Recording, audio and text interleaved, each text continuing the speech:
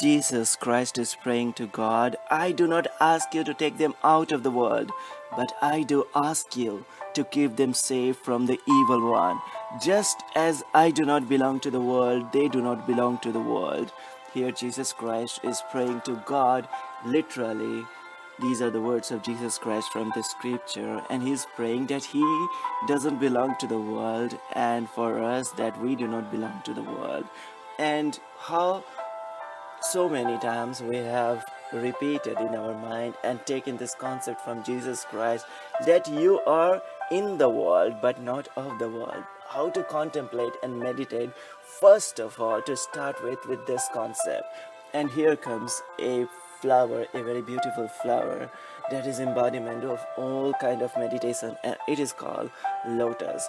Lotus has a nature that the seed of the lotus falls down into the water, and often these water where lotus is born is not so clean water, rather muddy water, and from those mud lotus burn out. Like we have our habit on living into the muddle puddle of the world kind of things happen. But how can the situation, circumstances, or so many people ask that what can we do when we are with the toxic people or toxic situation in our own mind? We get tired and different kind of temptation, etc. comes to us. This is the part of this worldliness, and from there, like the stress comes in our life. Like we get stressed even if everything is good, yet we get stressed, we get tired.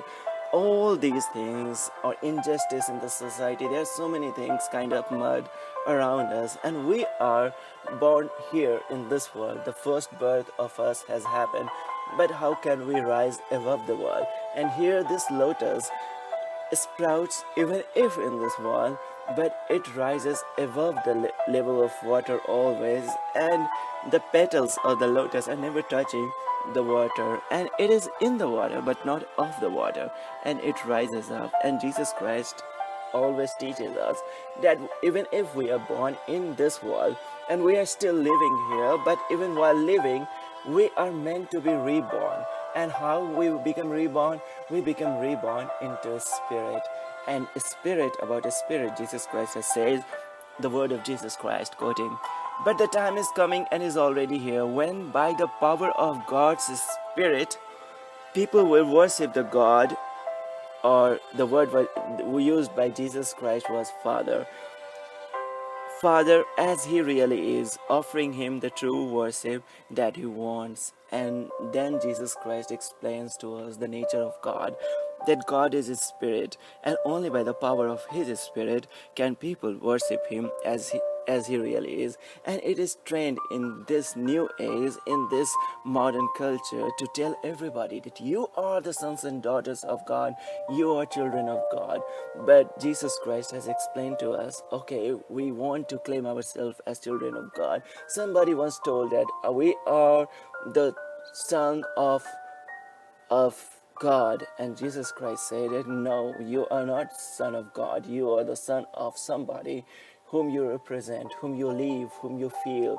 Like a person, if is feeling all the time into temptation, is living, dwelling into all the time into some kind of not so holy or sacred feeling, and if he claims that he is the Son of God, Jesus Christ is not going to accept it, because Jesus has explained that when we claim ourselves as Son of God, then may we understand what God is, who God is. And Jesus Christ has said God is a spirit, and only by the power of his spirit can people worship him as he really is. These are the literal word of Jesus Christ. So with Jesus Christ, we become reborn into spirit, and all our quest, following or to obey or to love and to live and to carry our cross, is leading us to be reborn into spirit, because God has created all of us into this spirit. And now starts the meditation. Let's contemplate. There are, you see, the crown of Jesus Christ is made of thorn, and thorn and roses are coming from the same plant, but Jesus Christ is wearing the thorn of crown of thorn.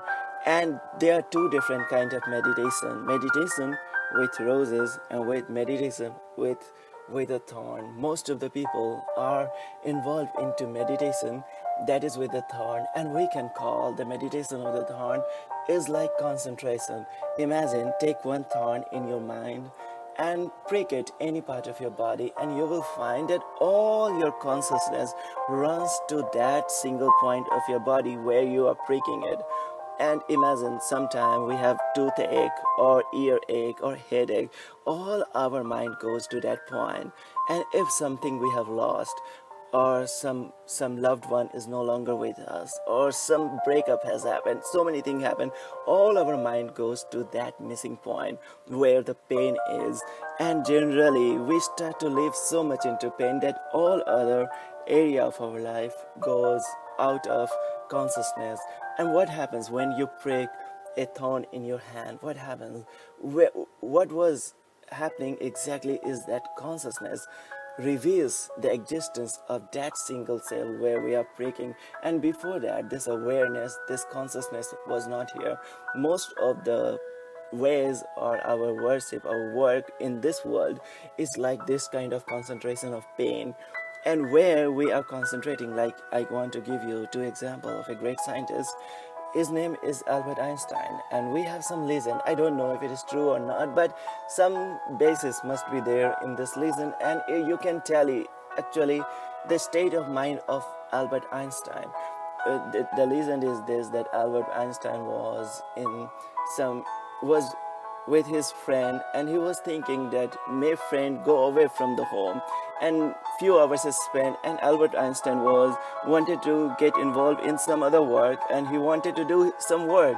So finally he couldn't stay into, I mean, like respect, or yeah, there was respect, but he lost patience, and he asked his friend that why you are here. I'm sorry, but it's nice to be with you, but I gotta do some work, so may you leave now. And the friend says that, sir, you have come to my home, you are not in your home, you have come to me. And then Albert Einstein realized that, oh my God, I have come to you, so I will go. You can see the person who is genius is so forgetful about other thing of his life.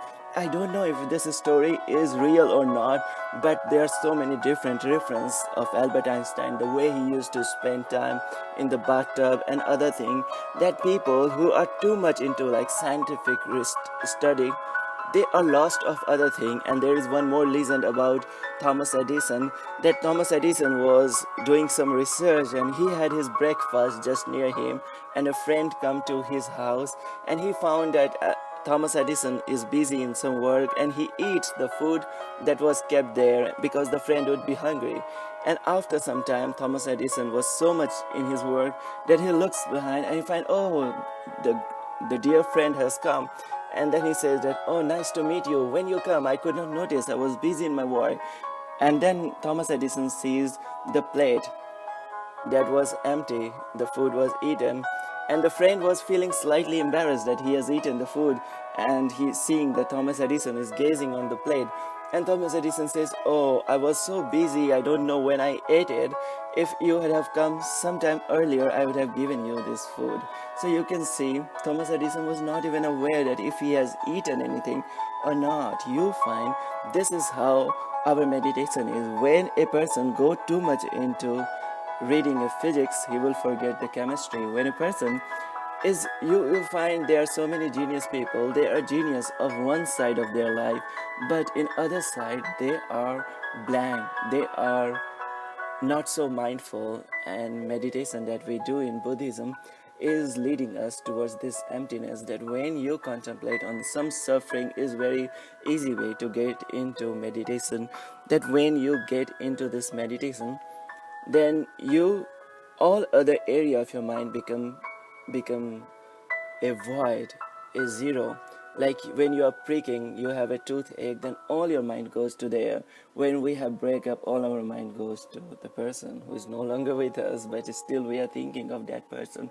When something like my new cell phone fall down and it breaks, then all my mind goes there.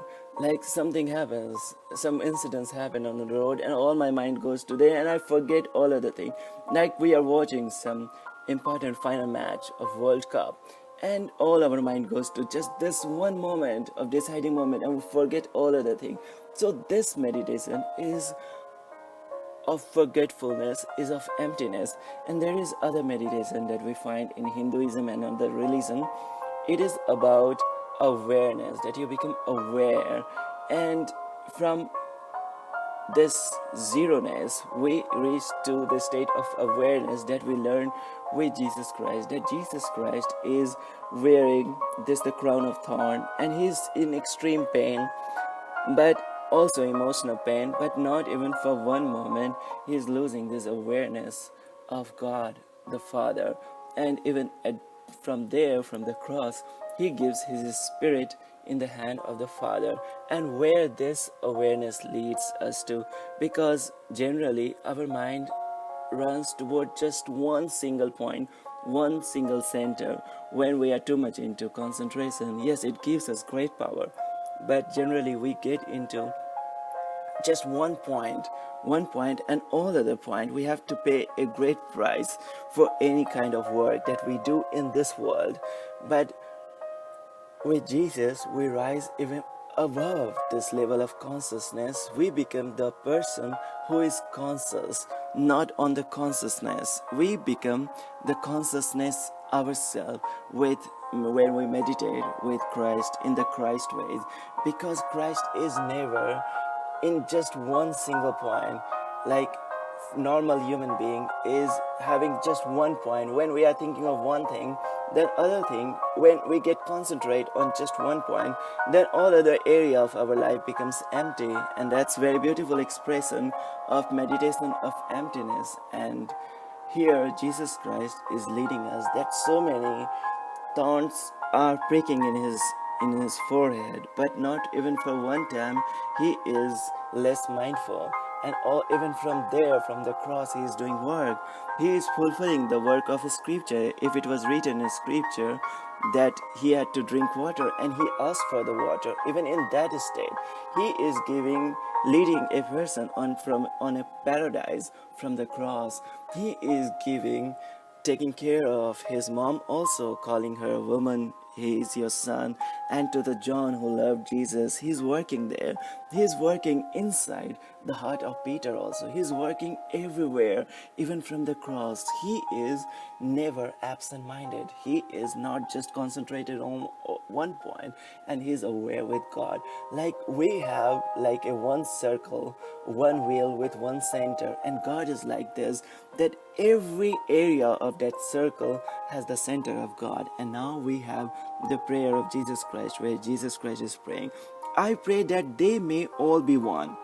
Father, one is the power of meditation. When you concentrate your mind on just one thing, then you see that how powerful your mind is, because mind's power is scattered, and aim of meditation is lead us to one point of this emptiness of our energy that is scattered, like our money is getting spent on so many various things that we are unable to see that we have a treasure. But when we concentrate it all in just one consciousness called bodhicit, and we like a consciousness, bodhi means awareness of consciousness, and chit is the consciousness, and we make all other expense empty, then we reach to the state of meditation. This oneness is there. But often in meditation, in oneness, we become blank, empty of other things. But Jesus Christ is leading us of awareness. I pray that they may all be one. Father, may they be in us just as you are in me and I'm in you. You can see the center is not just at one place. The center, it is a different kind of will. You cannot make a meditation wheel with Jesus Christ, because in every circle we have a center and circumference. But with Jesus Christ, it is such kind of circle where everywhere there is center, because we find just as you are in me, I'm in you. This we can only understand by love, that how when we love somebody, we are in that person and that person is in us also. May they be one, so that the world will believe that you sent me. I gave them the same glory you gave me, so that they may be one, just as you and I are one. You can see Jesus Christ is leading this state of single concentration to everywhere. Like you light one candle, you become flame of yourself, and Jesus Christ is leading this candle, this flame, into everywhere. Everywhere this light is ignited, is illuminated. I gave them the same glory you gave me, so that they may be one, just as you and I are one. The same glory, the same power that is in the center of a circle is getting everywhere. Everywhere, the same power is coming, and Jesus Christ is leading us into the state of a spirit where there is no barrier. The eye of us has fallen down, sorry, like a wall that has fallen down, and all the dam has fallen down, and entire river become into the one. We become into the eternal spring. We become one with the God into a spirit. So this is an introduction with this highest meditation, and we concentrate with this word of Jesus Christ. That is a greatest word for realization that when we become reborn into God, then we become reborn into spirit, then we become reborn into God, and then we can claim boldly that we are the sons and daughters of God. And Jesus Christ is saying, God is a spirit, and only by the power of God's spirit, people can worship Him as He really is. And the aim of meditation with Jesus Christ, or the prayer, is to lead us to that power of His spirit, and in which we become one with God. Thank you so much for listening to these words with so much of love. I pray for you. Thank you so much. May God bless you. Thank you.